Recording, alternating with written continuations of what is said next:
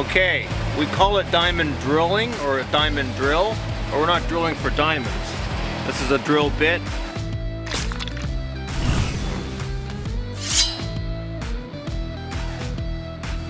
And it has diamonds encrusted into the bit, into the steel here, that when it rotates very fast, rotates at a high RPM, cuts the rock.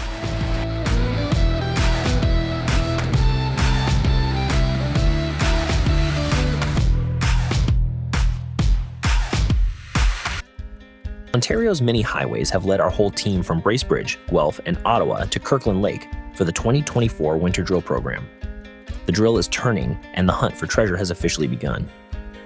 The team arrives to the core shack early in the morning, and preparations are made for the day. Today, the team will visit the drill site to check in on the progress of the drillers. So there's 2 holes off of this pad? Yeah. Hole 1 at a vein south of the Hargreaves mine that Drake and the guys took a look at and did some mapping and sampling there, got some good results. In Kirkland Lake, where there's a couple of shafts around. Are you kidding me? 1937 was the last hole. That's almost 100 years. So, yeah, we're excited. Hole 1 has been spotted by Mike and Dan. The pad has been cleared, and the drill crew is working rotating 24-hour shifts in the field to complete the hole and extract the rock. The trip from the core shack to the Hargreaves site is approximately 20 minutes by truck. The area is remote and requires 4-wheel drive to traverse the road and the water crossing. Stef and Mike arrive at the drill to meet with the drill team for their update. Mike walks us through the drilling process. Okay, we call it diamond drilling or a diamond drill, but we're not drilling for diamonds. This is a drill bit, and it has diamonds encrusted into the bit, into the steel here. The diamonds are in, they're in a matrix here, so it spins really fast, like high revolutions, and you have to pump water down the drill hole to keep the bit from burning. So the bit goes on the end of the drill rod, just screws on, so when you spin the drill rods, really fast. And this is the core tube. This core tube's inside the drill rod.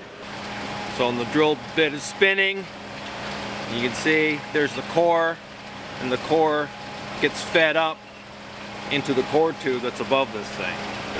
And then they send a latch down there when it's full, the core tube's full, to get it and bring it back up the surface, and then he empties it into these boxes and trays. So there you go.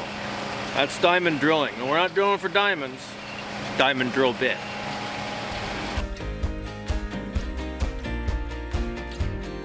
I love this. Like, this is my favorite. Let's just talk through what it is, start to finish, in a given day while we're drilling. What does that look like? Well, the driller and his helper are drilling a hole, and the core comes out in a core tube. The helper empties the core tube into the trays. They take the boxes, shift them to the core shack. Then we have teching. Then I log it for lithology, alteration, mineralization, lay out samples with the tags in certain lengths of samples. Those samples, then those trays of rock then go into the core shack. They're cut in half. One half goes into the sample bag with the tag. Then those samples get shipped to the lab, assayed, and based on corresponding sample numbers, we know where those assays are along the hole. Right. So, okay, drilling started, I don't know, 2 days ago, 3 days ago. This hole's been a little rough. There's been some challenges with the drill and the drillers. You know, they had the wrong bit on. There's different bits for different hardness of rocks. They changed the bit. They had a good shift last night, 50 meters. So. Is that the average, or should that be the average, around 50? That should be the average, yeah. Okay. But what would be a typical timeline of drill starts at a hole to we have the assays back? Well, depending on the depth of hole and complexity of the rock, but I mean, 150 meter hole should take you 4 shifts. And then, you know, I like to keep up with the logging. and the sampling, as on a day-by-day basis, from what I see comes in, it's usually that's usually cut within 1 to 2 days. Samples are shipped up in 100 sample batches to the lab. So with this photon assaying, we get the samples back, and the drill's still here. Maybe drilling another hole, and we already know some of the assays that we have. You could be looking at when they first started the hole to when we get assays, 7 to 8 days. Okay. So why everything goes smoothly. Why? Yeah, exactly. Why the 100? So why can't we just send off 20? Like, why do we? Is it? Well, we have to drive them up to Timmins ourselves. So you might as well just take a take a half decent size of samples. So you're only doing one trip. I gotcha. Okay. So it's not like you have to put through 25 samples at a time in the photon assay or anything like that. No. Okay. Cool. You were putting the front sight in here, just showing. Okay, so you're going to keep the drill where it is, but you got to turn this way. So we're going to get kind of this is where the rocks are here, and then we come over. What is it? 20 degrees, 30 degrees? Yeah, about 45 degrees. We're going to turn the drill. We're going to look for a D2 structure that we seem to think there's a fold in the rocks here. You tend to need more than one hole on the same section to see if there's any folding or Gotcha. After you've done some interpretation. So that is the full line-to-line process.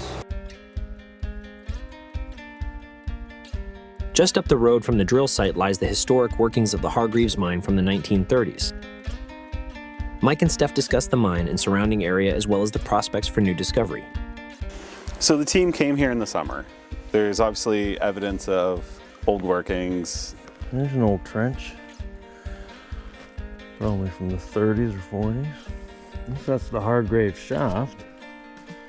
Building with water. We just put a hole. Gonna drill underneath this old mine site. What got them excited about this place? There's a head frame here, so obviously they went underground on this vein. The rocks are very rusty, suggesting lots of iron carbonate with it.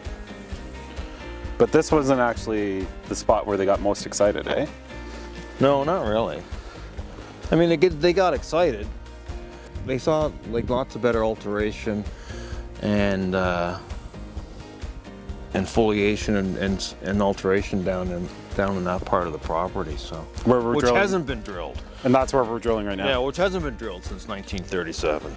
But according to the old reports, I mean this vein, this shaft went down 100 meters vertically. In the 30s. Yeah, but when they cross-cut on the 160-foot level, which is 75 meters or something like that. Anyways, they had an 8-foot wide quartz vein down there. So. Interesting. So the reports go. Plus the reports of high-grade gold. There's clearly been a lot of work done here. There's a lot of rubble. So you're talking about this possibly being the dump right here? Yeah. So they're bringing up the development rock. Yeah, they don't take it very far. No, why would they, right? Yeah. So the drill hole that we were just at, that's testing underneath here. So we're going under the drill hole we were just at, where the drill is. Sorry, the pad we were just at. Oh yeah, it was gonna test the vein right underneath the shaft, about 25 meters below the shaft. Well, you got to think, if somebody was here in the 30s, hauling everything in, building those structures we saw, you're not doing that for nothing. No. So, I think there's been a couple of drill holes in here since, but they've kind of been that way, from what I remember. Yeah, there was 3 short holes from the 88, but they drilled down dip to the stratigraphy. Yeah, exactly. It doesn't make sense. They might not even gone far enough. Yeah. Well, or they might have skirted it, right? Yeah.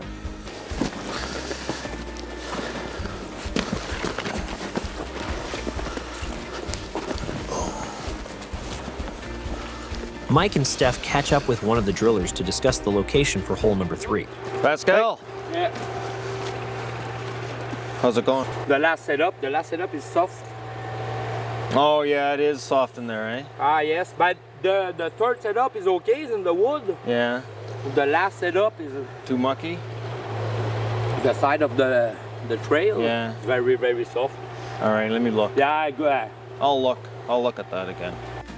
Mother Nature doesn't always agree with the best laid plans.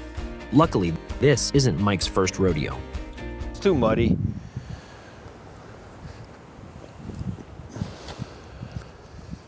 Which way is this hole going?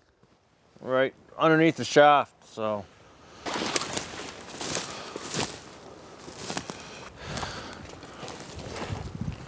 I'm gonna have to bring them back and see if we can pick a spot out here. It's gotta be flat, flattish. And then they got the sloop of the rods in front of the drill, so that can't be in the mud either. Yeah. I knew it was kind of wet, but I didn't think it was that wet. Make the hole a little longer. Maybe shallow at the minus 50 or something. We'll have to see. Well, yeah, because if you move any further that way, that looks swampier down there. No, it's worse, yeah. Yeah. All right. Mike will relocate the drill pad to a more suitable location. The team will now reconvene at the site office. Fresh core is due to arrive in the morning.